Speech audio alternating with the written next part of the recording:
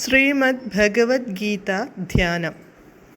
നാരായണം നമസ്കൃത്യ നരം ചൈവ നരോത്തമം ദേവീം സരസ്വതീം വ്യാസം തതോ ജയമുദീരയേത്. നഷ്ടപ്രായേഷു ഭദ്രേഷു നിത്യം ഭാഗവത സേവയാ ഭഗവതേ ഉത്തമശ്ലോകേ ഭക്തിർഭവതി നൈഷ്ടകീ. മൂകം കരോതി വാചാലം പങ്കും ലംഘയതേ ഗിരിം യത്കൃപാതമഹം വന്ദേ പരമാനന്ദമാധവം. ശ്രീഗുരും ദീനതാരിണം ശ്രീചൈതന്യമീശ്വരം. ഓം അജ്ഞാനതിമിരാന്ധസ്യ ജ്ഞാനാഞ്ജനശലാകയാ ചക്ഷുരുന്മീലിതം യേന തസ്മൈ ശ്രീഗുരവേ നമഃ. നമഃ. ഓം വിഷ്ണുപാദായ കൃഷ്ണപ്രേഷ്ഠായ ഭൂതലേ ശ്രീമദേ ഭക്തിവേദാന്ത സ്വാമിന്നിധി നാമിനേ. നമസ്തേ സാരസ്വതേ ദേവേ ഗൗരവാണി പ്രചാരിണേ നിർവിശേഷ ശൂന്യവാദി പാശ്ചാത്യദേശതാരിണേ. ജയ ശ്രീകൃഷ്ണ ചൈതന്യ പ്രഭു നിത്യാനന്ദ ശ്രീ അദ്വൈത ഗദാധര ശ്രീവാസാദി ഗൗരഭക്തവൃന്ദ. ഹരേ കൃഷ്ണ കൃഷ്ണ കൃഷ്ണ ഹരേ ഹരേ, ഹരേ രാമ രാമ രാമ ഹരേ ഹരേ. ഹരേ കൃഷ്ണ കൃഷ്ണ കൃഷ്ണ ഹരേ ഹരേ, ഹരേ രാമ രാമ രാമ ഹരേ ഹരേ. ഹരേ കൃഷ്ണ കൃഷ്ണ കൃഷ്ണ ഹരേ ഹരേ, ഹരേ രാമ രാമ ഹരേ ഹരേ. ഭഗവത്ഗീത യഥാരൂപം. അധ്യായം 3 കർമ്മയോഗം. ശ്ലോകം 14, പേജ് നമ്പർ 191. അന്നാദ് ഭവന്തി ഭൂതാനി പർജന്യാദന്ന സംഭവഃ യജ്ഞാദ് ഭവതി പർജന്യോ യജ്ഞഃ കർമ്മ സമുദ്ഭവഃ. പദാനുപദം.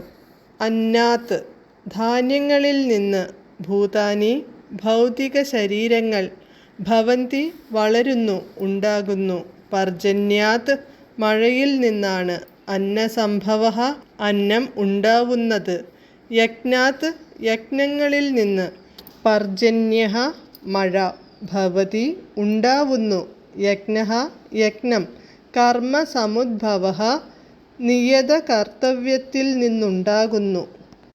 വിവർത്തനം. എല്ലാ ജീവജാലങ്ങളും ധാന്യങ്ങൾ കൊണ്ട് ജീവിക്കുന്നു. അതാകട്ടെ മഴ മൂലമുണ്ടാകുന്നു.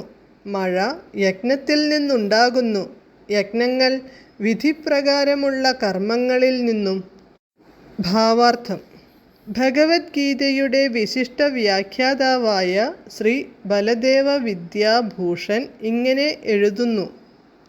യേ ഇന്ദ്രാദ്യംഗതയാവസ്ഥിതം യജ്ഞം സർവേശ്വരം വിഷ്ണും അഭ്യർച്ച്യതച്ഛേഷം അസ്നന്തി തേന തദ്ദേഹയാത്രാം സമ്പാദയന്തി തേ സന്തഃ സർവേശ്വരസ്യ യജ്ഞപുരുഷസ്യ ഭക്താ സർവകിൽബിഷൈർ അനാദികാല വിവൃദ്ധൈർ ആത്മാനുഭവ പ്രതിബന്ധകൈർ നിഖിലൈഃ പാപൈർ വിമുച്യന്തേ.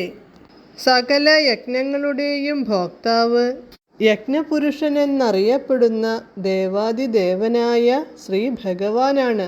ശരീരത്തെ വിവിധ അവയവങ്ങൾ എന്ന പോലെ അദ്ദേഹത്തെ ദേവന്മാർ ഉപചരിക്കുന്നു. ഇന്ദ്രൻ, ചന്ദ്രൻ, വരുണൻ തുടങ്ങിയവർ ഭൗതിക കാര്യങ്ങളുടെ അധിപതികളാണ്. വായു, വെളിച്ചം, വെള്ളം മുതലായ ഭക്ഷ്യവസ്തുക്കൾ, വിളയിക്കാൻ ആവശ്യമുള്ള വിഭവങ്ങൾ അവർ കനിഞ്ഞ് വേണ്ടുവോളം നൽകട്ടെ എന്ന് ഉദ്ദേശിച്ചുകൊണ്ടാണ് ഈ ദേവന്മാർക്ക് വേണ്ടി യജ്ഞാനുഷ്ഠാനങ്ങൾ ചെയ്യാൻ വേദങ്ങൾ നിർദ്ദേശിക്കുന്നത്. കൃഷ്ണ ഭഗവാനെ പൂജിക്കുമ്പോൾ അവിടുത്തെ വിഭിന്നാവയവങ്ങൾ മാത്രമായ ദേവന്മാരും സ്വാഭാവികമായി പൂജിക്കപ്പെടുന്നുണ്ട്. അങ്ങനെ അവരെ പ്രത്യേകം പൂജിക്കേണ്ടുന്ന ആവശ്യമില്ലാതെ വരുന്നു. അതുകൊണ്ടാണ് കൃഷ്ണാവബോധമാർന്ന ഭക്തന്മാർ കൃഷ്ണന് ആദ്യമേ നിവേദിച്ച ശേഷം മാത്രം ആഹാരം കഴിക്കുന്നത്. ശരീരത്തെ ആത്മീയമായി പോഷിപ്പിക്കുന്ന ഒരു പ്രക്രിയയാണിത്. ഇങ്ങനെ ചെയ്യുമ്പോൾ ശരീരത്തിലുള്ള മുൻ പാപങ്ങളുടെ പ്രതികരണങ്ങൾ നശിക്കുകയും ഭൗതിക പ്രകൃതിക്ക് സഹജമായ അശുദ്ധിയൊന്നും ബാധിക്കാതിരിക്കുകയും ചെയ്യുന്നു. പകർച്ചവ്യാധി പടർന്നു പിടിക്കുന്ന കാലത്ത് അണുനാശക ഔഷധങ്ങൾ കുത്തിവെക്കുന്നതുകൊണ്ട് രോഗബാധയിൽ നിന്ന് രക്ഷ കിട്ടുന്നതുപോലെ കൃഷ്ണന് നിവേദിച്ച പ്രസാദം ഭക്ഷിക്കുന്നതുകൊണ്ട് വൈഷയികാസക്തിയെ ചെറുത്തു നിൽക്കാനുള്ള കരുത്തുണ്ടാകുന്നു. പതിവായി ഇങ്ങനെ ചെയ്യുന്ന ആളാണ് ഭക്തൻ. കൃഷ്ണന് നിവേദിച്ചതു മാത്രം ഭക്ഷിക്കുന്ന കൃഷ്ണാവബോധമുറച്ച ഒരാൾക്ക് ആത്മസാക്ഷാത്കാരം കൈവരിക്കുന്നതിന് വിലങ്ങുതടിയായി നിൽക്കുന്ന പഴയ ഭൗതിക വിഷബാധയുടെ പ്രതികരണങ്ങളിൽ നിന്ന് മുക്തനാവാൻ കഴിയും.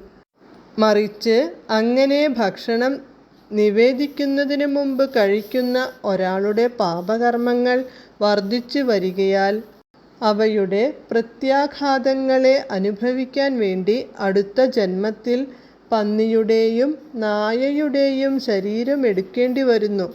മാലിന്യം നിറഞ്ഞതാണ് ഈ ഭൗതിക ലോകം. പവിത്രമായ കൃഷ്ണപ്രസാദം ഭുജിക്കുന്നവർക്ക് ആ മാലിന്യത്തിൽ നിന്ന് രക്ഷപ്പെടാനാവും. അങ്ങനെ ചെയ്യാത്തവർ മാലിന്യത്തിനു വിധേയരാകും. മനുഷ്യന് ഭക്ഷ്യയോഗ്യങ്ങളായതു ധാന്യങ്ങളും പച്ചക്കറികളുമാണ്. മനുഷ്യർ പലവിധം ധാന്യങ്ങളും പഴങ്ങളും പച്ചക്കറികളും ഭക്ഷിക്കുന്നു. മൃഗങ്ങൾ അവയുടെ ശേഷിച്ച ഭാഗവും പുല്ല്, ചെടികൾ എന്നിവയും ആഹാരമാക്കുന്നു. മൃഗങ്ങളെ തിന്നുന്നവർക്കും മാംസം ഭക്ഷിക്കണമെങ്കിൽ സസ്യങ്ങളെ ആശ്രയിച്ചേ പറ്റൂ.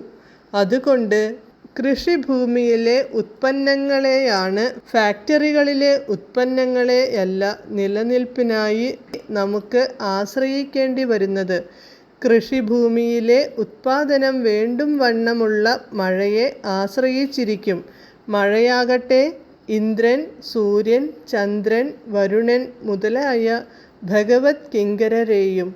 യജ്ഞങ്ങൾ ചെയ്യുന്നത് കൊണ്ട് ഭഗവാനെ പ്രസാദിപ്പിക്കാം. തന്മൂലം യജ്ഞാനുഷ്ഠാനങ്ങൾ ചെയ്യാതിരുന്നാൽ ദുർഭിക്ഷം അനുഭവപ്പെട്ടേക്കാം. പ്രകൃതി നിയമമാണിത്.